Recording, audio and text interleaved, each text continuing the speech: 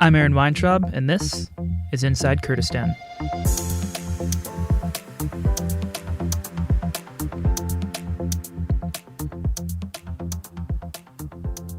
So this episode covers an important topic currently in the news, the protest uprising currently in Baghdad that has included sit-ins and armed demonstrations at the behest and support of Muqtada al-Sadr. We don't normally include many questions about ongoing developments, but my guest today, Representative Bayan Sami Abdul Rahman, is maybe one of the best people to talk to with regards to how Kurdish political interests are navigating the situation. Representative Abdul Rahman has been the KRG's representative for the United States in Washington, D.C. since 2015. Before that, she was High Representative in the United Kingdom, where she spent much of her life growing up. And before that, she worked as a journalist before entering into public service. We didn't just talk about the current developments in Iraq. We also discussed her and her family's own background and some of the situations that she's had to navigate during her time in Washington. But it's a long interview, so I'll leave it to her to talk about that some more. So with all that, here's our conversation.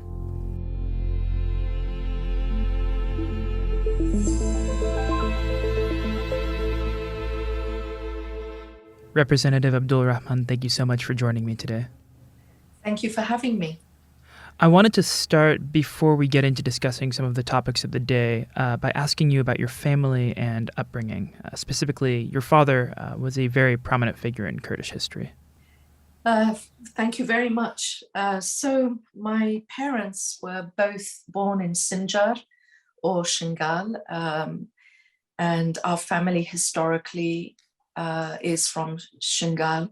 We also have many relatives across the border in Rojava.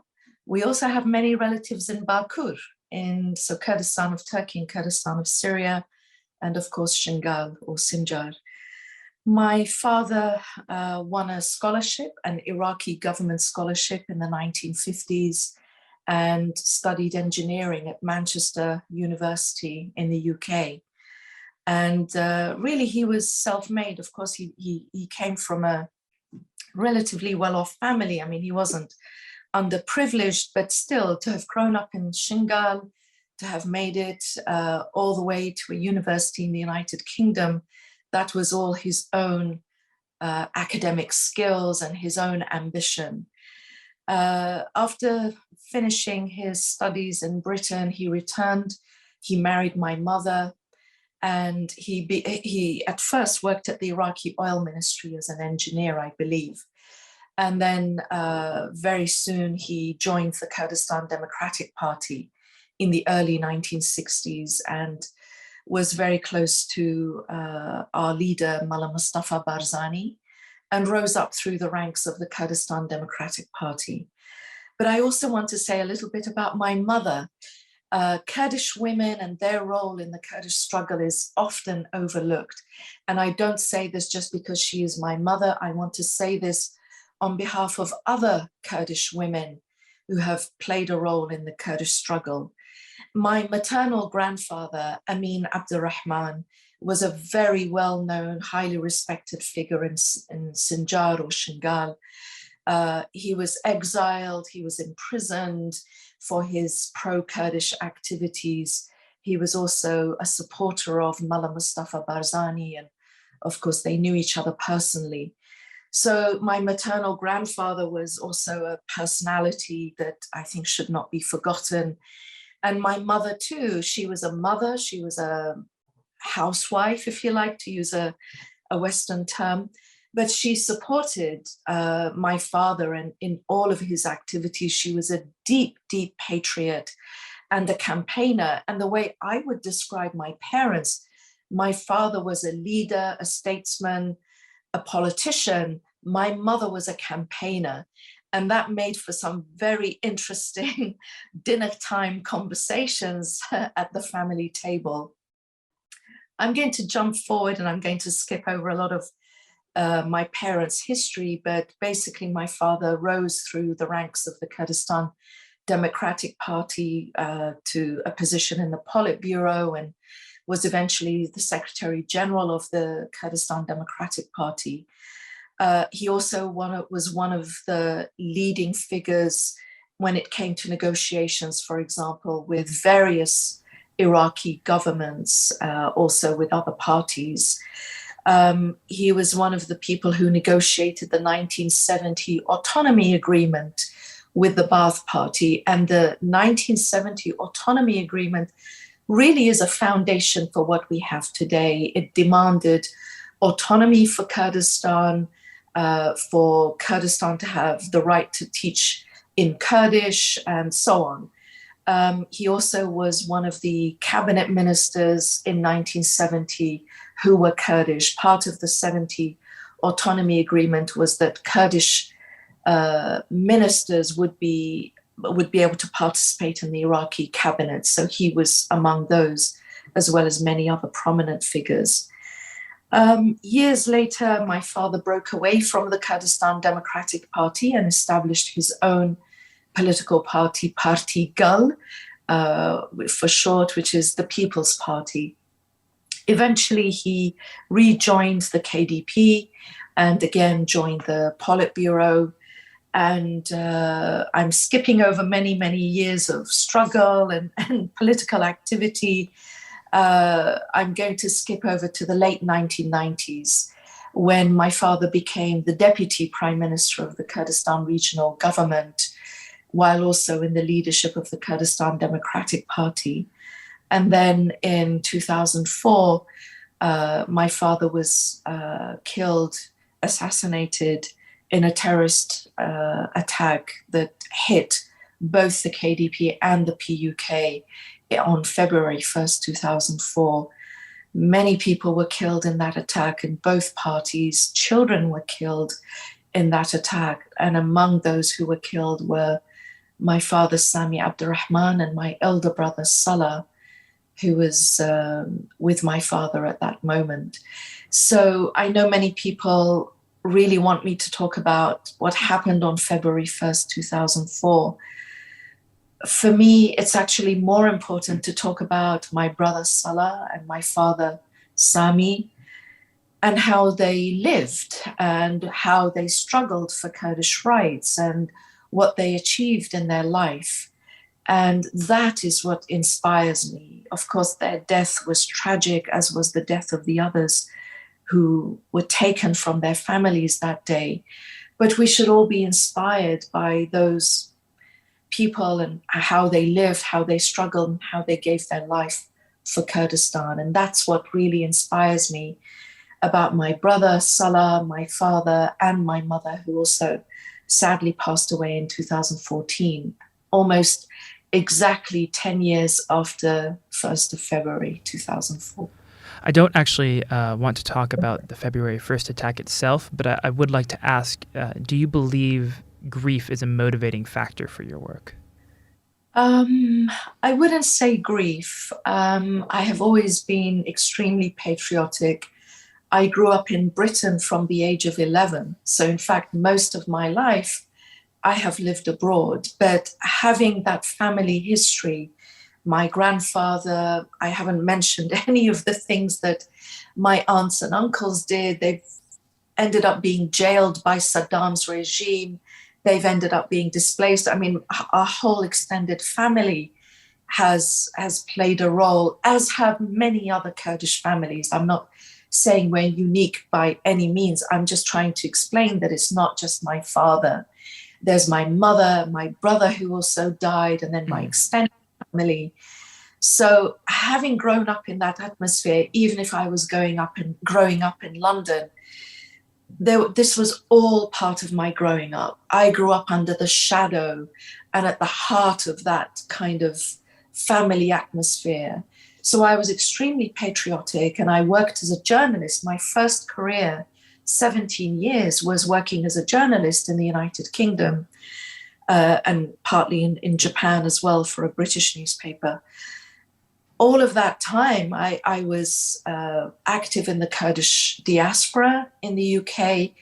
I married somebody who's a Kurd from Rojhelat or Iran. He was very, very active in the Kurdish community in London. So while I grew up abroad, I never forgot my history and my family's patriotism.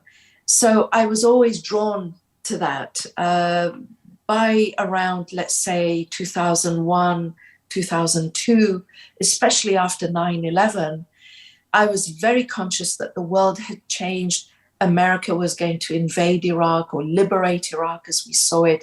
We all knew this was a huge turning point for Iraq and Kurdistan. And I was already making plans really to leave journalism and to try to find a way of living and working in Kurdistan. So I had already started to make steps towards that when February 1st, 2004 happened, when my father and my brother were killed. So I was already heading in that direction. Maybe that event speeded things up, but it's not what made me decide. I was already heading in that direction. But anybody who visits our office in DC, and especially my room at our office, I have a photograph, a very large photograph of my parents. That photograph was taken in the late 1960s in Naupurdan. And when I look at that photograph, I'm inspired by them, by my entire family, by all of the Kurdish people who have sacrificed so much for Kurdistan. That's what really inspires me. And since you brought up that point about your mother, I'd like to ask, since diplomacy has historically and still to this day has been a male-dominated field, how do you see yourself and your work continuing that tradition of strong Kurdish women taking up leadership roles for their culture? Well, I think role models are important, and there were Kurdish women who were role models for me. Of course, also British women and European, American women who I have looked up to. But certainly there were Kurdish women who I have looked up to from afar who played a public role. And so I'm very conscious that role models are important in every society. And I do my best, and I am sure I make mistakes, and I'm sure there are shortcomings on my part, but I do my best to be a positive role model for Kurdish young women, even for young men. I have to say I'm very chuffed when young men in Kurdistan say you're a role model. And I'm very, very conscious of that. It's very flattering, I have to say, but it's also a very serious responsibility to take that on board. I think the other thing that as a woman we should do for each other is to mention other women who have been successful, not to forget to do that, and definitely to support other women as they climb the ladder in whatever their profession is, whether it's teaching, whether it's an NGO, whether it's politics. I think it's important that we all support each other. I'd like to focus now on the news coming out of Baghdad with the Sadrist protests that are still ongoing. And I'd like to begin by just broadly asking, what kind of work are you doing in D.C. Regarding work with Iraqi officials and U.S. officials on navigating that situation? Well, we're all watching the protests with great interest and perhaps concern. Mm-hmm. You talk to American officials or even our colleagues at the Iraqi embassy in DC and others who are interested in Iraq. We're all watching the protests. These protests are, by and large, very organized. They are protests called by Mr. Muqtada Sadr or by the coordination framework. They are different, in my opinion, from the 2019 protests, where they were really public protests that were inspired by the public. And just going back to the issue of women, the 2019 protests, women played a role in that. Mm-hmm. I don't see many women on the streets this time. I don't see many women playing a role this time. And maybe this is a reflection of the parties that are leading these protests. It doesn't mean that they're not genuine. They are genuine. These are political parties with mass support that are calling on their their supporters to come out onto the street. So it does reflect a public and a political opinion, but they're not as organic as the 2019 protests. We've also seen a different way of handling these protests. In 2019, people were killed. Hundreds of innocent protesters, some of them children, were killed by the security forces and by anonymous forces. This time, we have seen a very delicate response by the security forces. So clearly, these are very different, orchestrated, but that doesn't take away from the strength of support that they have. We're all watching the political developments behind these protests to see where is Iraq heading to. Are we now in uncharted territory where the constitutional system has been overridden, parliament has been shut down, we're heading into uncharted waters, which could be very positive or could be extremely dangerous. So this is the kind of conversation that is being had here in Washington by all types of stakeholders, Iraqis, Iraqi diaspora, Kurdish diaspora, American officials. We're all watching this very closely.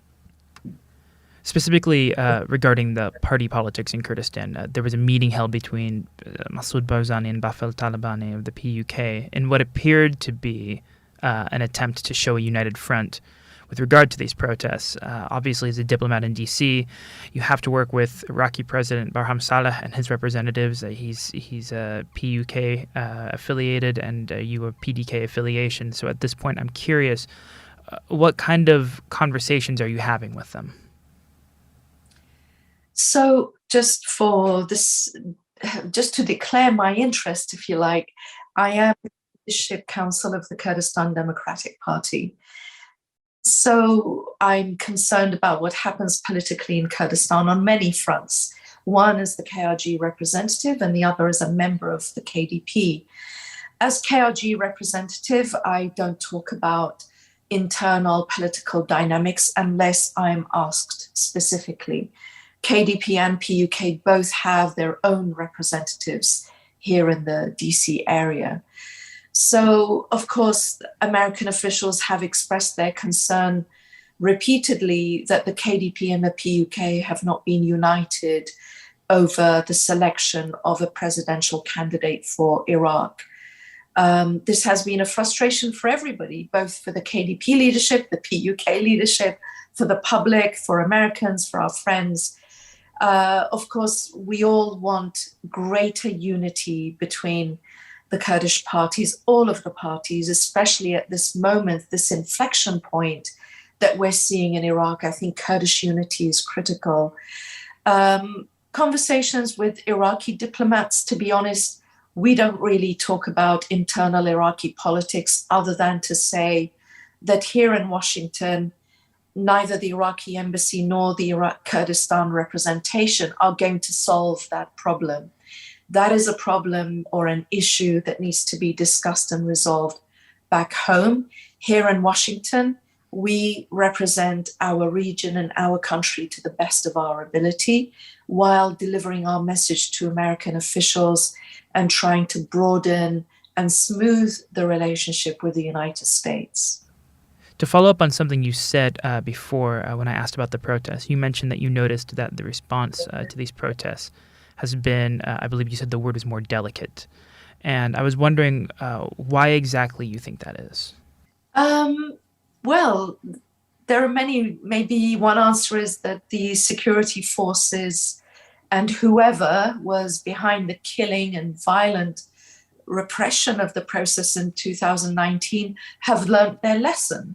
Maybe the international protests and the indignation had an effect on them. That would be the optimistic answer. Yes. Perhaps the less optimistic answer is that they know that the parties that are leading the protests have arms, right? They have both political representation and other kinds of representation, and they don't want to get into a street battle, and none of us want that, I should say.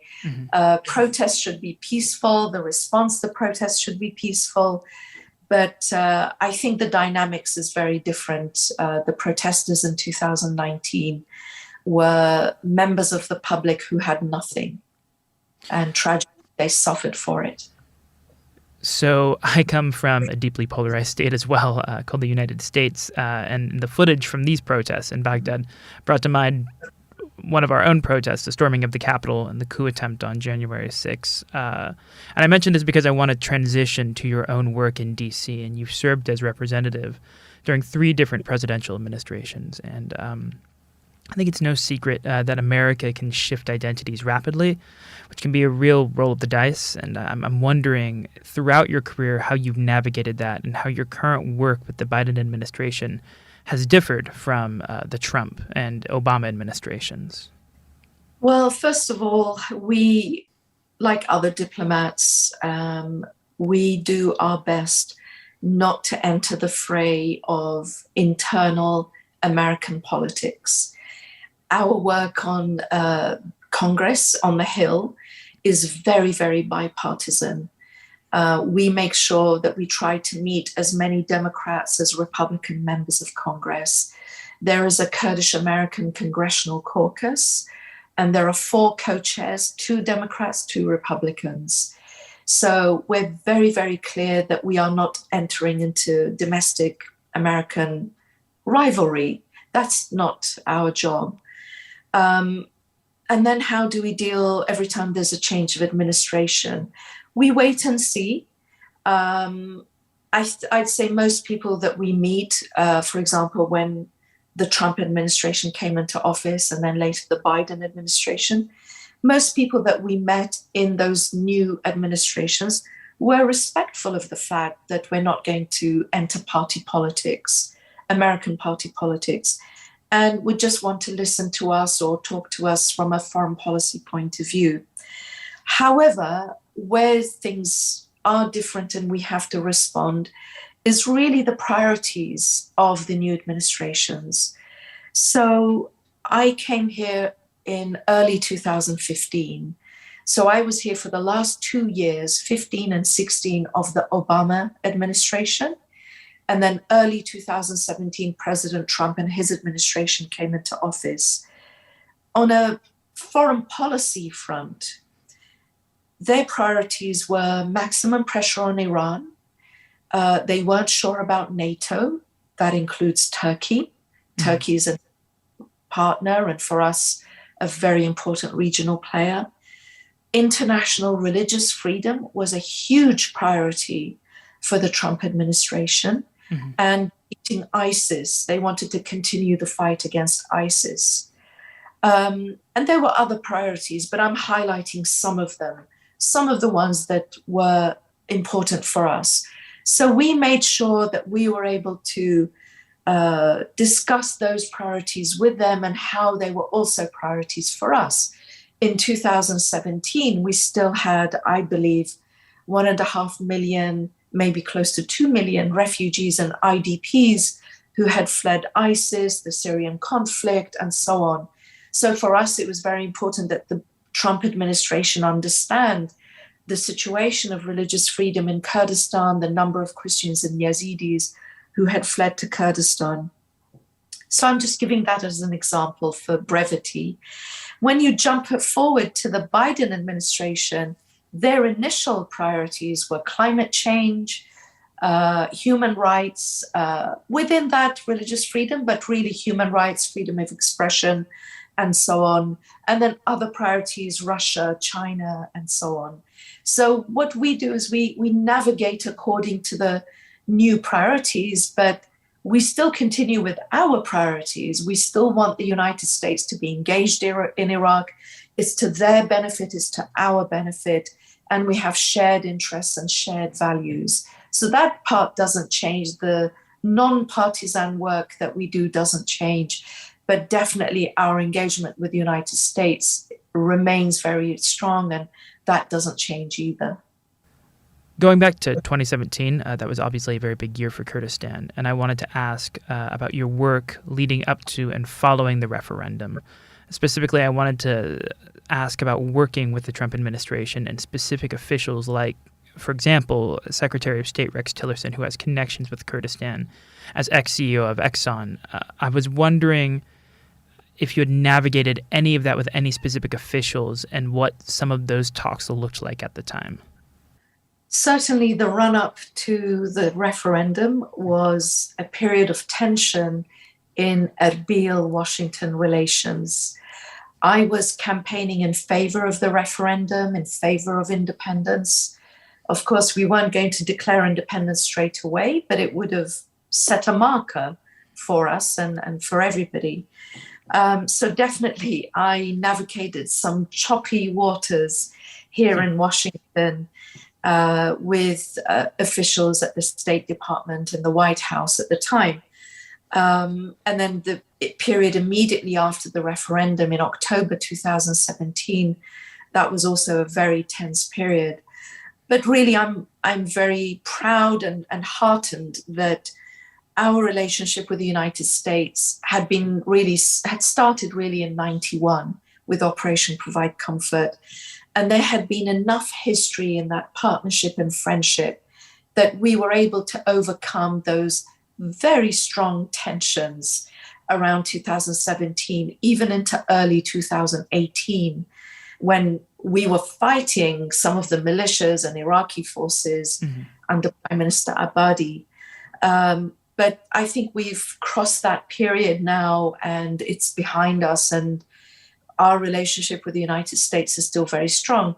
Any relationship, any partnership doesn't mean there are never tensions, there are never disagreements.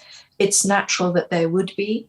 That period was very tense and it was difficult, but we overcame it. And today we have many things that are of shared interest and shared values as well. Could you give me some of the agenda points that you're hoping to work with this current administration and also in the future in the United States? Well, really, since I'm talking about the period I've been in Washington, which was, I came here January 2015, which was the peak of ISIS, right? ISIS at that time had a third of Iraqi territory, a third of Syrian territory, more or less. They were committing genocide and the fight against ISIS was at its peak. So our partnership with the United States, since I've been around in DC, has been very, very focused on security. And we need that and we appreciate that. And that is crucial. And even today, the US Congress and then through the US Congress, the DoD is partnering with the Peshmerga, providing stipends and other logistical and training assistance and reform assistance to the Peshmerga. So the security partnership is very strong and solid, and we appreciate that. And I don't want to really take anything away from that. However, both sides want to expand that. We do have a trade partnership with the United States. The largest investors in Kurdistan's oil and gas sector are Americans. The American government, through the DFC, the Development Finance Corporation, which is a kind of a bank in the United States, through the DFC, the American government has invested in Kurdistan's oil and gas. American oil and gas companies have invested in Kurdistan. Besides that, there are other companies, American companies, that have invested. We want to widen that. We want to have much more trade and investment with Americans. We want to broaden the cultural relationship, for example, through sister city partnerships. We're in the middle of discussions between Erbil City and Nashville City to discuss a sister city partnership between them and other cultural and educational relationships. So both sides, Americans and Kurdistan, have said we need to broaden the relationship. We need to focus more on women's empowerment, entrepreneurship, and cultural exchange. Well, Representative Abdul Rahman, thank you so much. Thank you very much, Aaron. I think we've gone over our time. I hope it was okay. It's been a pleasure to talk to you. Thank you again. Cheers.